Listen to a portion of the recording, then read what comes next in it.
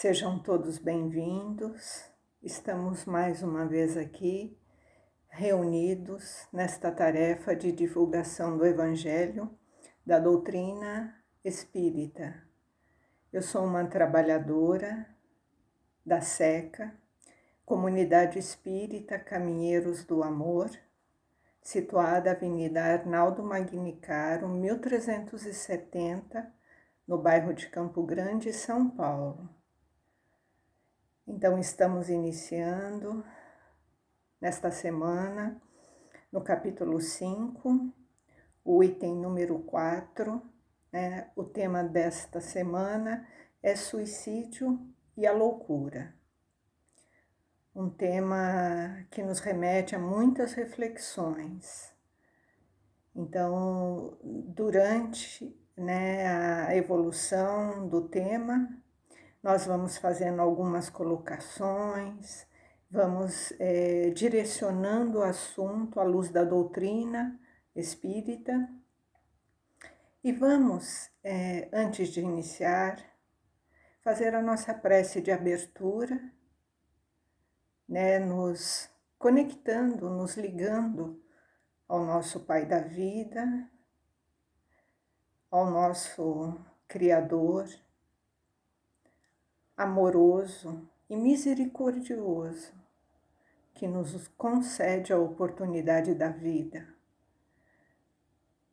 Então, neste pensamento de gratidão, também nos ligamos a Jesus, o nosso irmão maior, que nos trouxe, através do seu modelo de exemplo de amor, nos trouxe a forma, o direcionamento de como que devemos conduzir a nossa vida, os nossos compromissos, os nossos laços afetivos, como que nós devemos compartilhar com o nosso próximo. E todo o seu ensinamento, ele é pautado na lei maior, na lei do nosso Pai da vida, que é a lei do amor. Então, sempre vamos nos conectar com esse propósito maior, esse bem comum que nós esperamos para nós e para o nosso próximo. E também agradecemos toda a inspiração dos nossos anjos guardiões, dos nossos mentores e dos benfeitores, que estão sempre a nos intuir para o bom proceder, para o nosso revigoramento, nosso fortalecimento. Bastamos abrir os nossos ouvidos para ouvir as coisas que nos chegam de forma positiva. Então, temos que estar sempre atento para o alimento espiritual, pois é ele que nos conecta, com esses benfeitores, que vão estar sempre ali, nos intuindo, nos auxiliando, nos socorrendo no momento de dificuldade, de desafio. Então, neste pensamento harmonioso, vamos dar início ao tema desta semana. Que assim seja, graças a Deus. Então, primeiramente, nós vamos fazer a leitura do Evangelho. Estamos no capítulo 5 e o tema central deste capítulo, bem-aventurados os aflitos.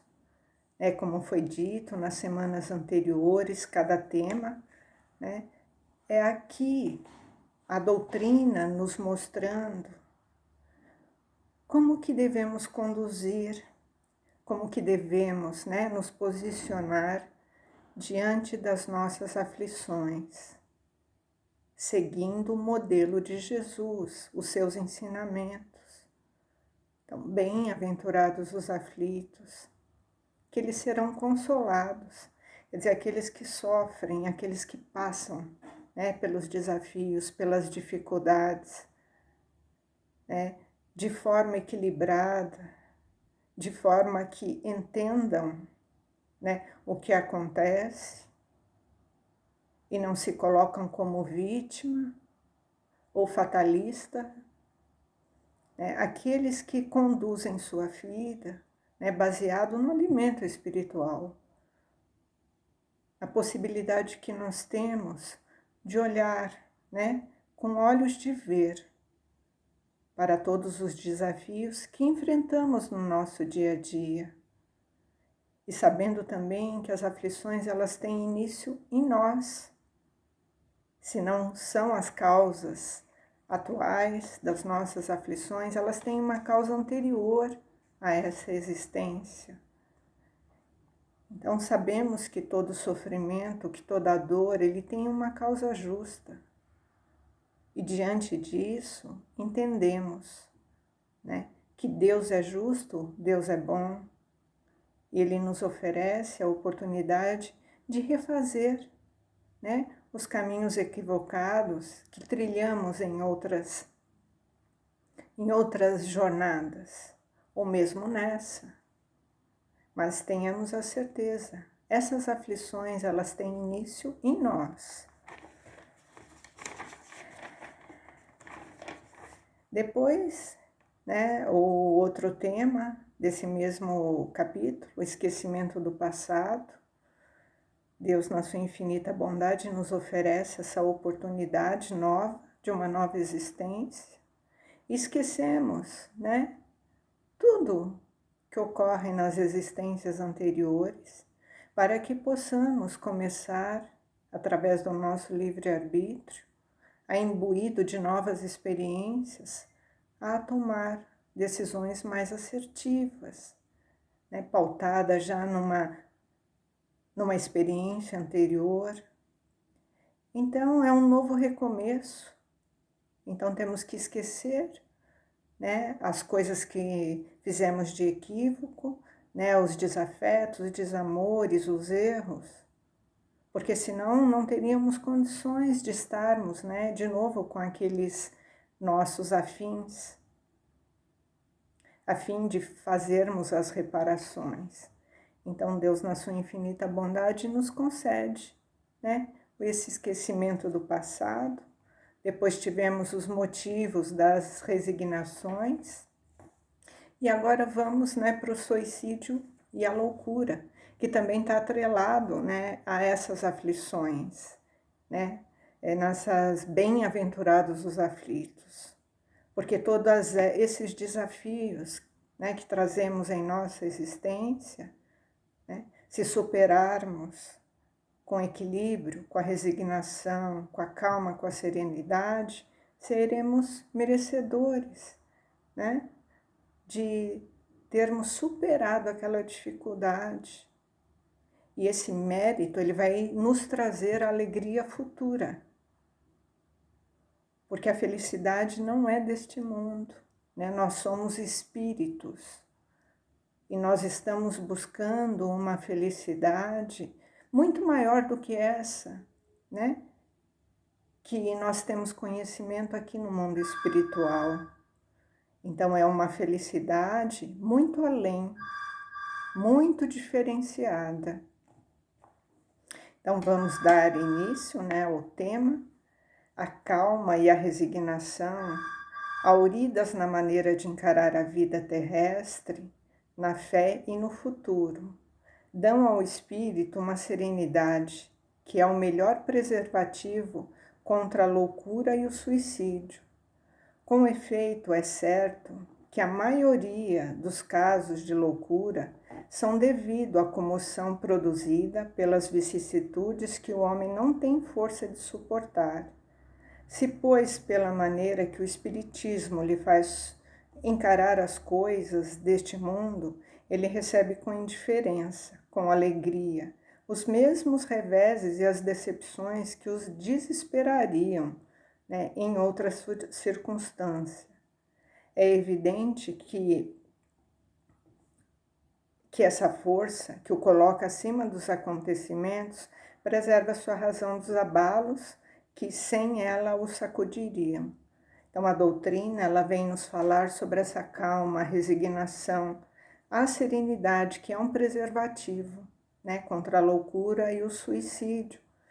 Então aqueles que não conhecem, né, esses caminhos, essas ferramentas, esses recursos, eles não têm força de suportar, né, os reveses da vida, né? Então essa serenidade, né, a calma e a resignação é como se fosse ali um medicamento. Então é uma força a mais, né, que o espírito encontra na superação dessas dificuldades. Isso também ocorre com o suicídio, né, excluídos aqueles que se efetuam pelo estado de embriaguez e de loucura, que podemos chamar de inconsciente. Então temos hoje nós vamos falar especificamente desses estados, né, que eles não são com essa condição, né, de rebaixamento da consciência pelo uso abusivo de substância química, né, porque daí tem a perda da consciência, o espírito ele já está fora do domínio da sua própria consciência, e nos casos de loucura diagnosticada, né, com essa perda cognitiva, então esses casos já diagnosticados, né, desse rebaixamento, né, de um retardo dessa cognição. Nós não vamos falar sobre esses casos. Nós estamos falando aqui sobre os casos, né, dos desequilíbrios, dos desarranjos de ordem emocional, né, que nós vamos impregnando na nossa vida pela nossa maneira, né, de reagir diante das vicissitudes, dos desafios, né, dos confrontos pessoais. Então nós vamos falar sobre estes casos hoje. Então todos esses, né, tanto o suicídio quanto a loucura, eles têm um início, né, eles têm uma raiz no descontentamento, né, porque aquele que está certo de não ser infeliz não por um dia, e se querem querem melhores os dias seguintes, têm facilmente paciência. Então aqui, aqueles que não conseguem entender, né, o significado da vida enquanto crescimento, experiência, eles acreditam que o sofrimento não tem fim. Então se eu estou sofrendo hoje, eu vou sofrer amanhã e sempre, né? Então eles não acreditam que esse sofrimento ele é momentâneo e que ele irá passar. Mas isso também depende da nossa condição de acreditar, né, num futuro melhor, acreditar numa vida futura. E o que é um dia diante da eternidade, quando pensamos, né, na nossa condição de espírito, porque essa passagem por essa existência é só uma parte, né, da nossa trajetória espiritual. E o que é um dia, né, diante da eternidade. Então aquele que crê na vida futura, ele sabe que um dia depois do outro é como um sol, tem a chuva, né, a tempestade, e que logo ela vai passar, no dia seguinte é um novo dia que está recomeçando, e a possibilidade também de um novo recomeço. Então ele aure a força, a calma e a resignação, né, trazendo a paz, o equilíbrio, o discernimento, né, para encontrar forças, para superar, para buscar novas soluções.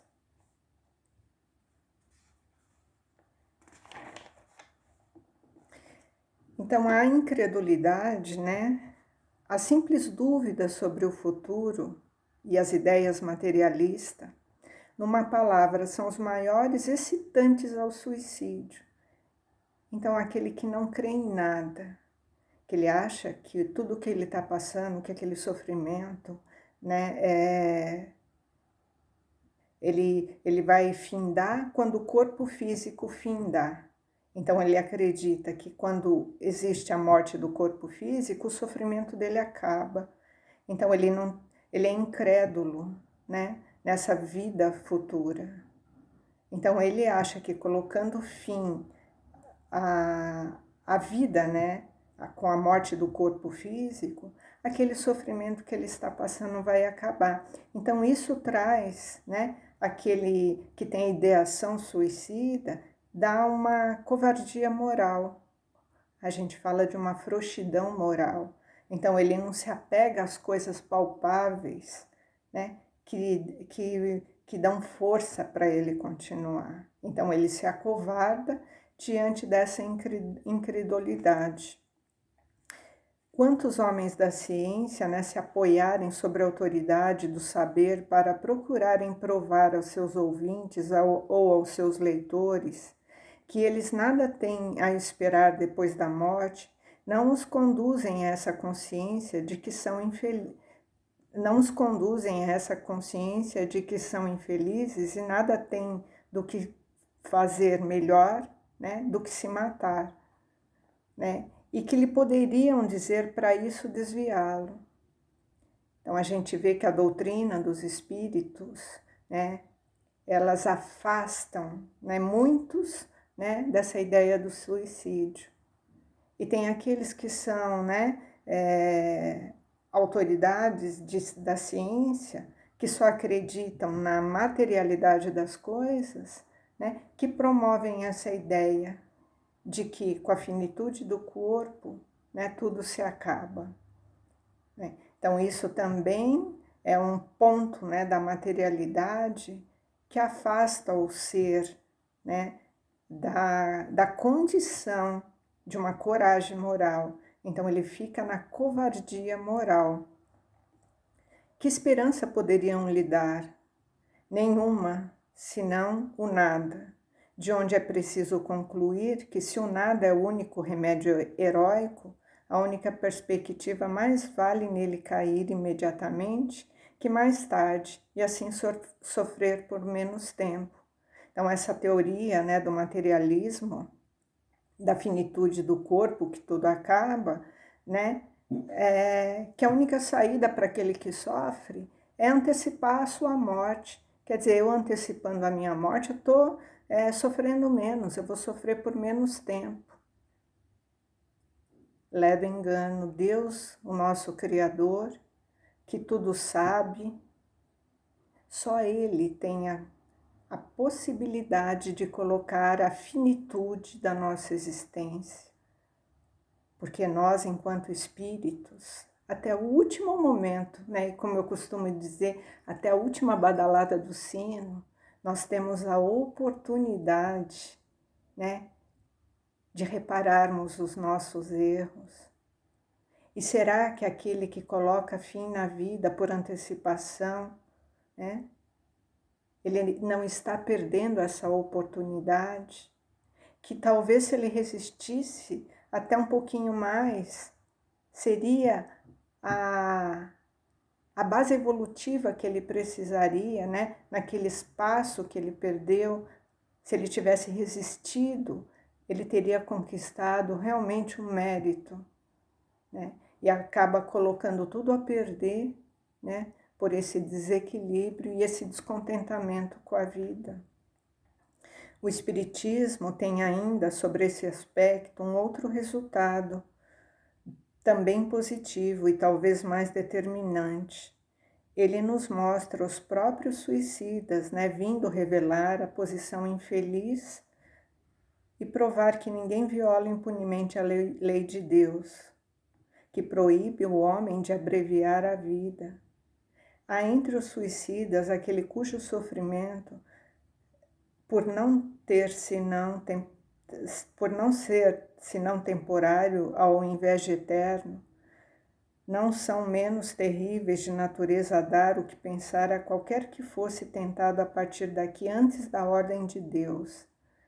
Então nós, né, a doutrina dos espíritos nos traz ainda, né, esse intercâmbio entre a vida material e a vida espiritual. Aqueles que já partiram, né, na condição do suicídio, eles vêm dar os seus relatos de infelicidade, de sofrimento e de arrependimento, né, por ter atentado, né, contra esses desígnios de Deus. Então, eles abreviaram a existência e perderam, né, nessa existência a oportunidade de refazer, né, caminhos, né, que se eles tivessem percorrido de forma firme, equilibrada, eles teriam assim alcançado, né, um degrau, né, na sua vida espiritual. O espírita tem, pois, para contrabalancear a ideia do suicídio, vários motivos, né? Certeza da vida futura é um deles, na qual se sabe que será tanto mais feliz quanto tenha sido mais infeliz e mais resignado na Terra. Então, quanto mais nós enfrentamos as nossas dores, as nossas aflições, as nossas adversidades, né, de cabeça erguida como guerreiros, fortalecidos, né, no entendimento e na fé, porque precisamos estar fortalecidos no entendimento e na fé. Não é aceitação, não é conformismo, né? É entendimento que toda causa é justa e que toda justiça é de Deus. Nesse entendimento de fé, mas uma fé raciocinada, nós vamos buscando o entendimento e a força para a superação, né, dos nossos desafios. Certeza de que abreviando a sua vida, né, vai alcançar justamente um resultado contrário que se espera. Então, o espírita, ele sabe que através do suicídio, né, o nosso sofrimento não termina, muito pelo contrário, ele continua latente. E quando nós nos libertamos do corpo físico, a nossa consciência espiritual nos traz muito mais questionamentos, né? Muito mais consciência das coisas que fizemos, das nossas responsabilidades, né?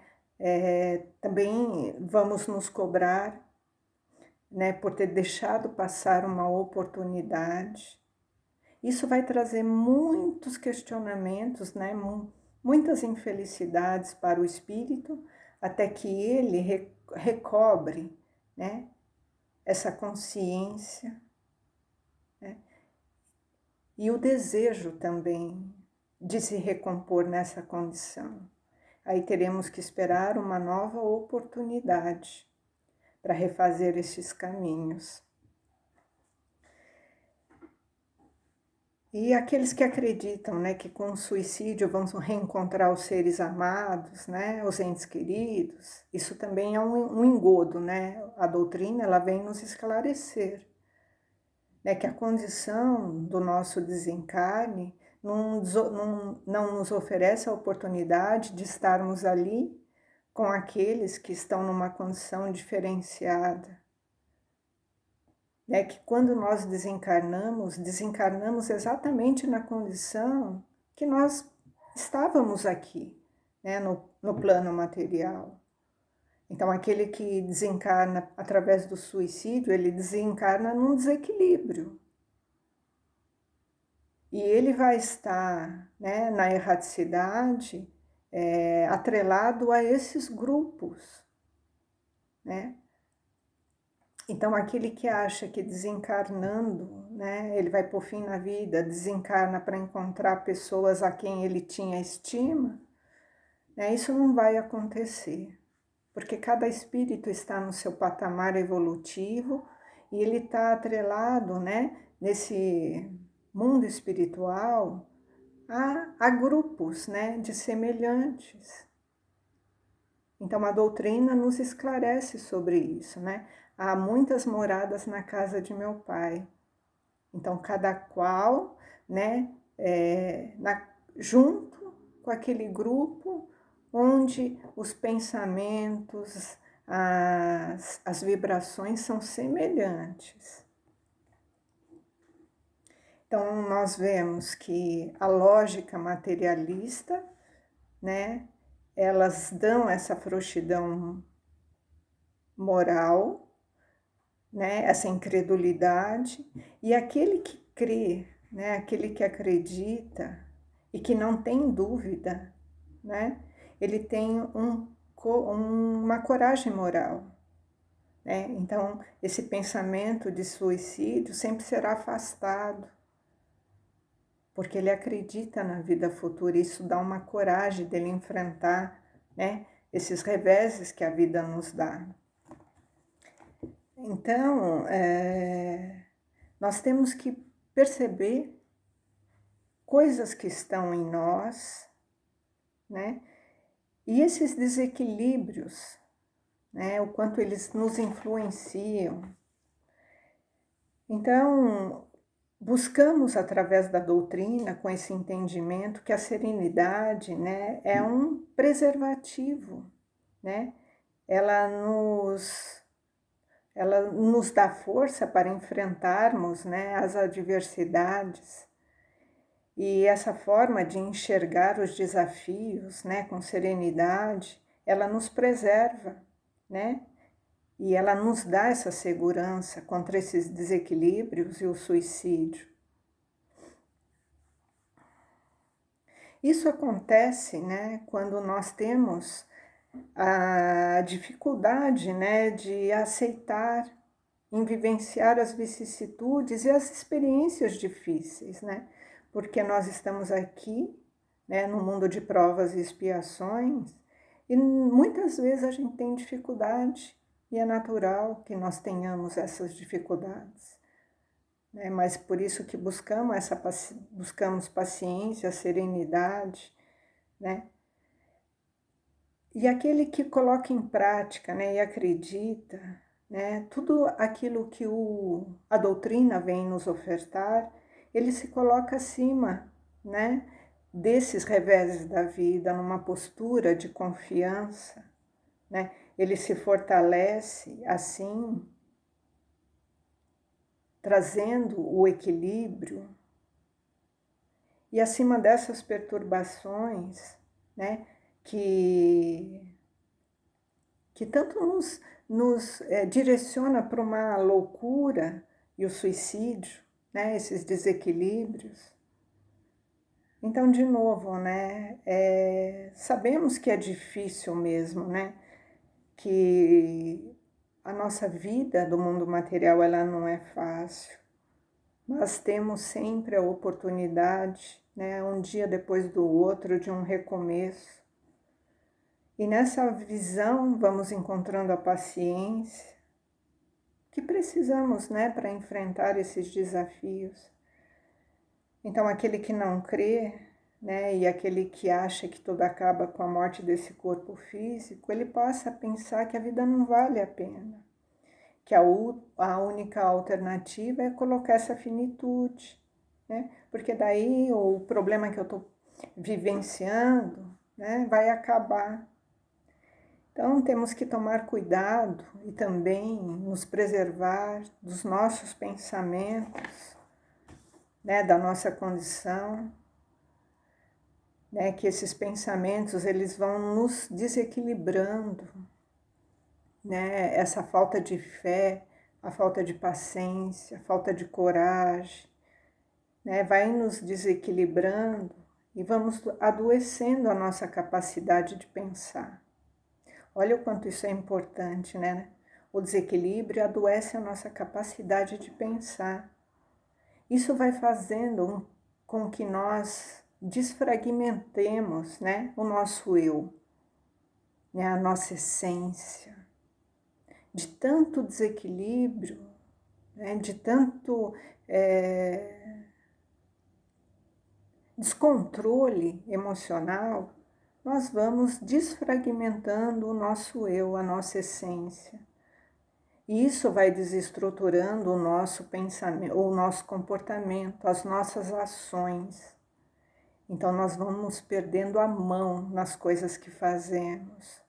Vamos reagindo de forma violenta, de forma desequilibrada, vamos tomando atitudes desgovernadas, né? Isso vai comprometendo todo o nosso contexto da vida, né?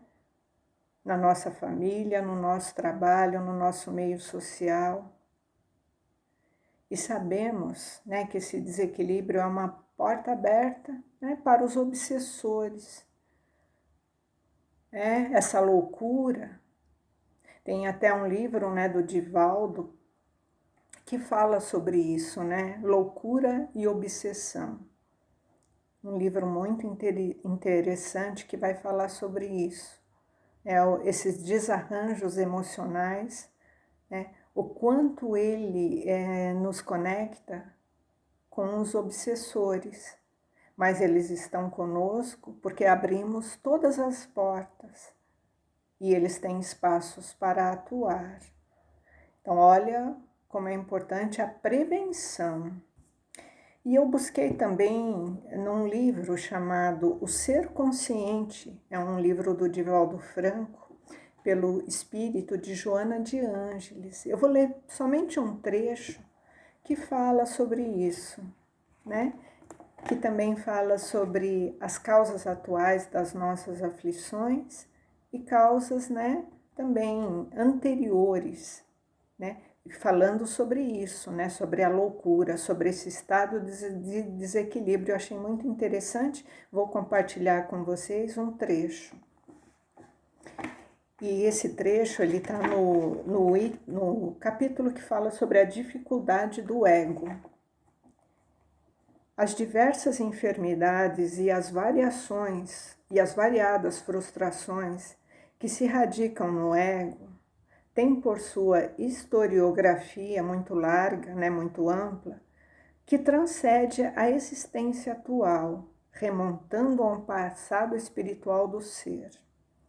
Então trazemos dentro de nós ainda coisas, situações que são inatas e que trazemos, né, que vão nos direcionar a uma situação também de culpa, de desequilíbrio, de dificuldade que nós temos, né, em relação à nossa consciência, em relação ao nosso comportamento, né? Então, Joana de Ângeles, ela vem falando sobre esse tema psicológico, né, espiritual. E é um livro muito interessante, né, O Ser Consciente. Né? Então, ela continua, vou ler mais um trechinho. Em casos, né, vitimado por conflitos rudes, né? Então nós, enquanto estamos aqui, somos expostos, né, às vicissitudes, aos desafios, né? Nós vamos elaborando estados narcísicos, né, olhando somente para nós, né? E a gente se afoga na contemplação da nossa própria imagem.